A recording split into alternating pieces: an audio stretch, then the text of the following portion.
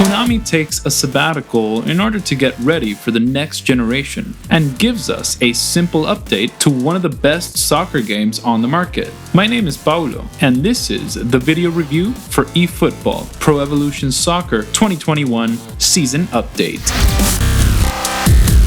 It's been 25 years since the first edition of the soccer game saga we knew as Winning 11 at the time, but that today is released under the Pro Evolution Soccer name. Without a doubt, it revolutionized the genre and entered the hearts of soccer lovers as no other title since. It was perhaps the first game to really understand what soccer means to fans and how they live it. That love at first sight between the audience and the Konami saga that was forged with games like International Superstar Soccer Deluxe, but later grew to untold heights with Winning 11-4 on PS1 and Winning 11-10 on PlayStation 2. That's still probably the best soccer game of all time. That affection for Pro Evolution Soccer suffered a pretty large hit during the middle of the PlayStation 3 and 360 era, and the damage worsened at the beginning of the current generation, which is beginning to end. FIFA took over the market with a very comprehensive online section and the Ultimate Team mode, which became EA's golden goose. But in the last few years, the story started to change.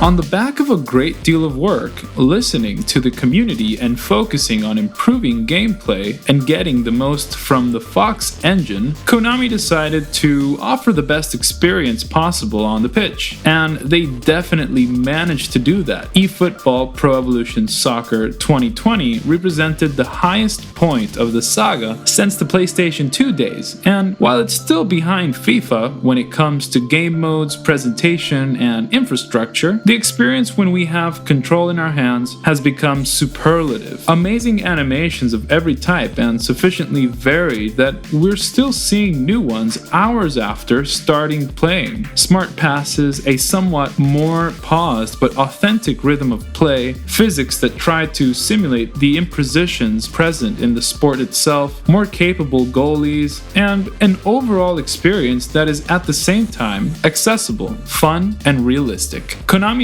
game has also taken a large leap forward in terms of its visuals, with an increasingly spectacular lighting system, amazingly simulated pitches, quite colorful bleachers, but this is still a weak point for both FIFA as well as Pro Evolution Soccer. Photorealistic faces of players and highly remarkable graphics in general. Unfortunately, everything to do with menus, interface, soundtrack, commentary, TV broadcast, replays, loading times, and other elements off the pitch still leave a lot to be desired.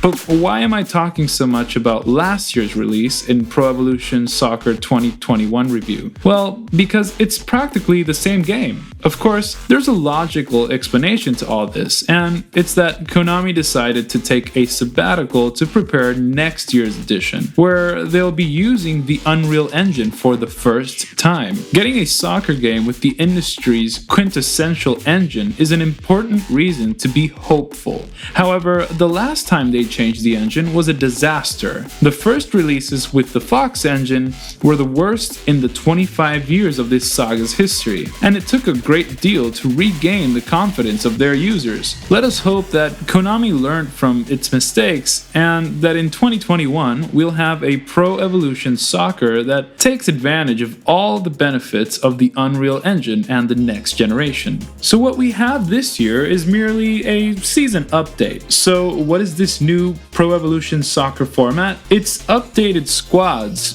jerseys, and the licensed players, together with their physical appearance, but without substantial changes to the playing experience. This year, there is no new collision or scoring system, no innovative mechanics that even the veterans will have to learn. There are also no large improvements to the visuals. It looks just as good as before and is quite an attractive game. However, just as it doesn't try to fix what wasn't broken, sadly, what Pro Evolution Soccer 2020 didn't do well isn't corrected this year. To To the trained eye, there might be some small adjustments to the gameplay. It seems that the AI is a bit smarter when we play against the computer, and the games are more demanding. I would also say that defending is a little harder, and leaving any open space can be fatal. And it may be that passing was also subject to some sort of change. But if not analyzed under a microscope, it's practically the same gaming experience, which isn't a bad thing since Pro Evolution Soccer 2020 had reached an extremely high level. Luckily, I feel that they did improve the netcode and online experience. When I played against other people, I found it easier to find matches than last year, and the stability of the connection was quite adequate. It generally set me against players from my region, and each match was played without any issue, save for the fact that I was massacred in each game. But sadly, that lies with my lack of ability, and I can't blame it on the game. However, none of this is free. Pro Evolution Soccer 2021 has a cost, reduced, but a cost nonetheless, of $30. On paper, it's an accessible price, and if you haven't tried Konami's soccer game for a few years, it's an ideal option to take an advantage of. If you're one of the fans of the saga, on the other hand, you'll be spending quite a lot of money for a change in the squad lineup, which you could do manually, and for new jerseys, which you could get by changing the famous option file. You could even spend a lot more if you buy any of the special team editions that include iconic players for my club, or even whole clubs. Konami still bets heavily on My Club, but it isn't a match for Ultimate Team. On one hand, it gives very good rewards as soon as we start playing it, which lets us have a pretty good team from the beginning. This could be good news for those who don't want to grind to get good players, but it also takes away some of the motivation to return to the mode again and again. On the other hand, the decision of selling a special edition of certain teams unbalances the gameplay in such a way that more than one person will accuse the game of literally being pay to win. But the biggest issue with My Club is that it lacks good objectives beyond playing against other humans. You can't change the difficulty of matches against the computer. The tournaments created are all the same. There are no progression systems with rewards, and no challenges to build teams, among other problems. It's a mode that feels pretty limited, although it's supposed to be one of the backbones of the Pro Evolution Soccer experience. The other modes remain the same as in the previous edition, including Master League that had a great facelift with a more interactive experience, and this year has the participation of historic managers like Pep Guardiola. Some good news is the inclusion of the Euro 2020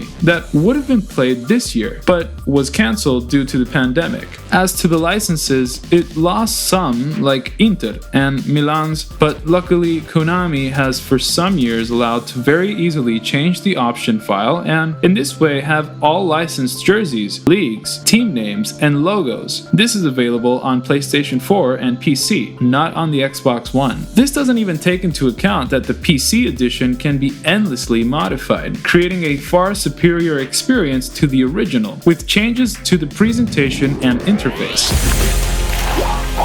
The debate has been open with the decision Konami made this year. On one hand, they chose a business model that we've been requesting for some time. Annual squad updates and small improvements to the gameplay in place of a full-price game with misleading changes that don't fully make everybody happy. On the other, once we encounter the same game as last year's, we realize that it's probably not enough and that a third, more appropriate model would have to be found. Perhaps definitive change to a free-to-play platform type game that evolves with the times might be an avenue that Konami dares to explore. The result of this year's experiment will vary according to your history with the saga. As I said, if you haven't played it for a while, then you'll be able to take advantage of an incredible soccer game at a reduced price. However, if you already had last year's game, I don't know if it's a good investment of your money. Whatever the case may be, something doesn't change on the pitch. Pro Evolution Soccer is still the best soccer game at this time. Let's hope that the next generation and will give us an even better experience. For all these reasons, Pro Evolution Soccer 2021 is awarded 7.5 points. Among the better aspects, we find that the playability still maintains its high level, the price is accessible, and the online experience improved a little. Among the largest issues, we find the same ones present in last year's release, which are the interface, modes, menus, and commentary. We can also include here the fact that the playability basically remains unchanged, although the reasons for this are clear. This has been our Pro Evolution Soccer 2021 review, and we hope you've enjoyed it. As always, don't forget to follow us on social media, check out our content on malditosnerds.com, hit that like button, subscribe to our channel, leave a comment, and activate the bell icon to get our notifications. See you next time.